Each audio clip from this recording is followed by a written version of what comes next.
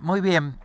Bueno, he visto, doctor, que ha estado participando recientemente de un congreso Sí, en el que ha expuesto, donde se analizaron cuestiones tributarias federales, ¿no? sí, Y así es. quería una opinión suya sobre este momento actual y qué cree usted que va a pasar en el comportamiento de las provincias ante los acuerdos celebrados el año pasado con la Nación y el ahora acuerdo con el Fondo Monetario Internacional y las implicancias que esto pueda tener para las provincias.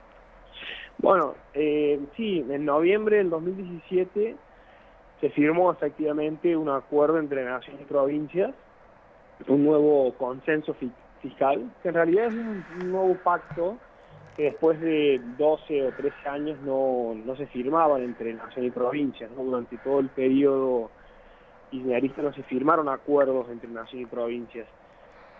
Bueno, eso tiene que ver con las características puntuales del contexto, de la economía y demás.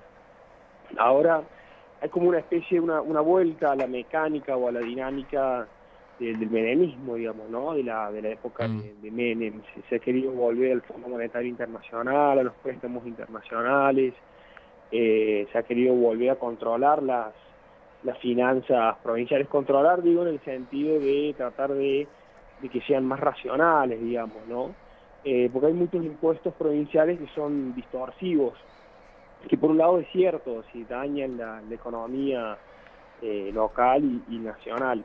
Pero la principal consecuencia de ese consenso fiscal fue que ató aún más a las provincias a las finanzas federales, porque justamente busca que las provincias eliminen impuestos propios y por otro lado las compensa con fondos del gobierno federal, o sea que limita la autonomía fiscal de las provincias a cambio de nuevos fondos del gobierno federal, lo cual eso hace que la autonomía fiscal provincial quede aún más lesionada de lo que estaba antes.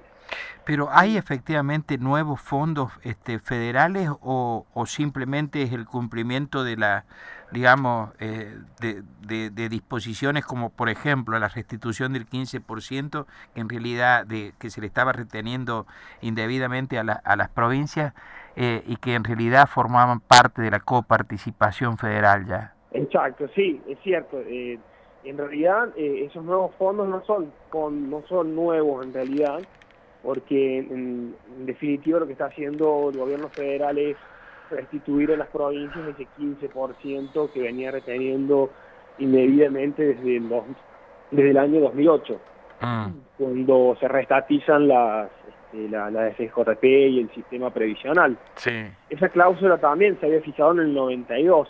Este nuevo consenso fiscal tiene muchísimas similitudes con el consenso fiscal con el pacto fiscal de Menem del 93, que Sí, es el segundo pacto fiscal. sí. Y en ese sentido llama la atención porque los gobernadores han pedido modificar o aplazar en el tiempo el cumplimiento de este pacto, que en realidad lo que demuestra es que han sido menos hipócritas los gobernadores al pedir esto, porque en realidad ha demostrado ser de cumplimiento imposible, porque el pacto fiscal 2 de Menem nunca se cumplió. Los gobernadores firmaron ese acuerdo y a la larga nunca terminaron cumpliéndolo. Sí, De que era hecho, la hay muchos anulación de los fallos. ingresos brutos, por ejemplo, Exacto, entre otras. exacto. Y exactamente, porque había una serie de disposiciones, entre ellas, por ejemplo, que el ingreso el impuesto de los ingresos brutos, este pacto establecía que iba a haber una exención inmediata sobre Sí. determinadas actividades, sobre todo a grandes empresas, Ujú. que eso operó desde la firma misma del acuerdo. De hecho, hay muchos fallos de la Corte donde así lo establecen. Después las provincias se comprometían a ir modificándolo gradualmente hasta eliminarlo totalmente con fecha límite del año 1995. Eso, por ejemplo, nunca se cumplió. Después se fue prorrogando indefinidamente y después quedó como en la nada, pero el pacto sigue vigente. En realidad el pacto, ese pacto de Menem, Sí. sigue vigente. La Corte en el año 2014 sacó un fallo donde dijo que ese pacto todavía sigue vigente. Ajá, que Entonces, Claro, y lo que se quiso hacer con el consenso fiscal de nuevo es un nuevo por un lado, lograr un nuevo compromiso con el Fondo Monetario Internacional, de que se iba, digamos, a resolver esas viejas cuestiones. Ahora, ante este pedido, disculpe, ante este pedido de las provincias que firmaron el pacto de postergar, por ejemplo, la derogación de los impuestos a los ingresos brutos, lo que usted me dice que hay menos, ¿cómo es la expresión que usted usó? Bueno, que son más auténticos los gobernadores ahora al requerir eso en vez del incumplimiento. ¿Esto qué consecuencias puede traer si efectivamente se accediera? ¿Es compatible esto con el acuerdo con el Fondo Monetario Internacional o no? Esa postergación. Y en principio, digamos, sí, se puede hacer. Eso pone de manifiesto que lo que los gobernadores firmaron, digamos, no era algo posible. El acuerdo se firmó de forma muy rápida, fueron apenas unas semanas que tuvieron de negociaciones, y bueno, yo he estudiado los pactos fiscales anteriores y casi todos tienen esta misma dinámica, esta rapidez en firmarse, o sea que no hay digamos, no hay consensos, no hay negociaciones o no hay un espacio en la que las partes puedan estudiar lo que se está proponiendo, sino que es todo sobre la marcha, es todo más improvisación, digamos, ¿no?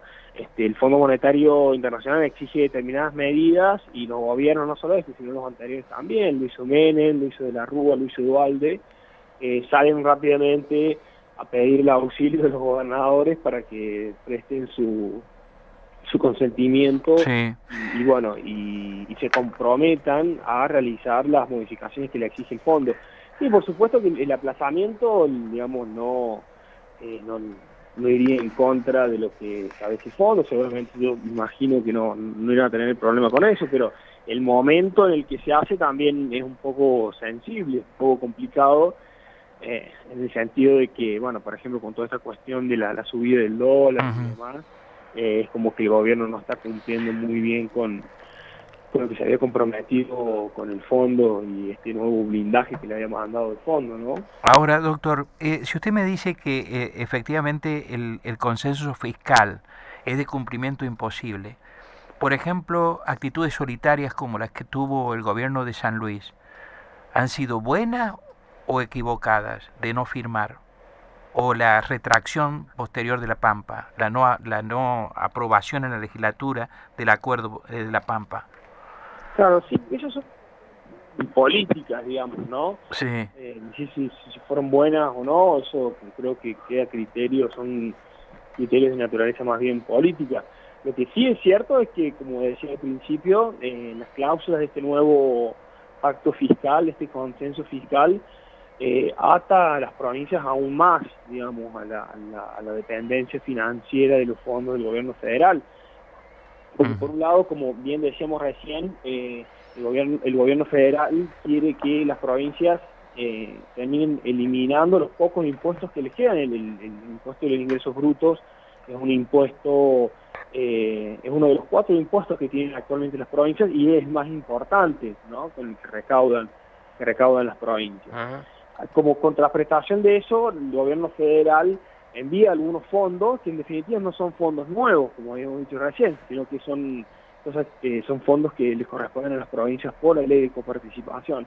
Entonces la situación de las provincias es todavía peor, digamos, ¿no? Porque en estos últimos 30 años, a lo largo de sucesivos pactos y acuerdos entre nación y provincias, la autonomía fiscal de las provincias quedó muy restringida. Y con este pacto la consecuencia es que se restringe aún más. Entonces, políticamente uno podría decir que es correcto, digamos, que no se firme el acuerdo. El tema es que eso también trae consecuencias de tipo fiscales y económicas, ¿no? Y en ese sentido, el pacto, a diferencia de los pactos anteriores, tenía muchas cláusulas extorsivas, ¿no? Por ejemplo, aquellas provincias que no firmaron el acuerdo no se iban a ver beneficiadas con determinados fondos. Tiene como 5 o 6 cláusulas de esa naturaleza. Entre otras, por ejemplo, que recuerdo en este momento, es que no iban a recibir el fondo del fondo sojero, el llamado fondo sojero, Sí. el fondo federal solidario, y bueno, Sí, de hecho en San Luis no está llegando ese dinero y hay reclamo de los municipios en consecuencia. claro, y encima que afecta porque ese fondo Claro, también tiene una distribución hacia los municipios, sí. realmente. Ahora, doctor, el panorama entonces es absolutamente complicado en el ámbito nacional y también en las provincias, obviamente por como consecuencia, ¿no? Así es. Sí, sí, sí, sí, ¿Y totalmente. usted piensa que las provincias finalmente no van a poder cumplir el consenso fiscal o parte del consenso fiscal en lo atinente a la derogación de los impuestos a los ingresos brutos? Y eso, bueno, ahora por lo menos los gobernadores le han pedido al gobierno federal que revean las cláusulas del pacto y han pedido más tiempo. Eh, si nosotros vemos lo que ha pasado en el pasado, por ejemplo con el pacto fiscal 2, Sí, vemos que nunca se cumplió. nunca Lo que se pasa es cumplió. que también ahí hubo una complicidad del gobierno federal, digamos, ¿no? Como que el gobierno federal en ese momento ya había cumplido con el fondo y es como que miró para otro lado, después no le importó si las provincias cumplían o no. Eso Sí, llegó a que hubieran innumerables de fallos de la Corte, porque claro, el que termina sufriendo es el contribuyente, digamos, ¿no? claro, claro. Entonces después hubieron muchísimos fallos en contra de las provincias, pero claro, como no habían cláusulas específicas, habían cláusulas que establecían plazos, pero no habían sanciones a quien no cumpliera con lo que se había acordado. Entonces, lo mismo sucede con este consenso. El Ujú. que no cumple, si la provincia que no cumple, no, en principio no le pasaría nada. Esas cláusulas extorsivas que hablábamos recién eran más bien para el que no firmaba el convenio que para el que lo Ujú. hacía. Después el que lo hace, y bueno, después la van como piloteando, digamos, ¿no? Y después terminan por no cumplir con lo que se habían comprometido. Doctor Altavilla, gracias por atenderme. Ha sido No, usted Mario, muy generoso. Muchas gracias, ¿eh? bueno, Hasta gracias. cualquier momento. Muchas gracias. El doctor Cristian Altavilla, que es docente de la Universidad Nacional de Córdoba, estuvo esta mañana aquí en Nada Secreto en Radio Universidad.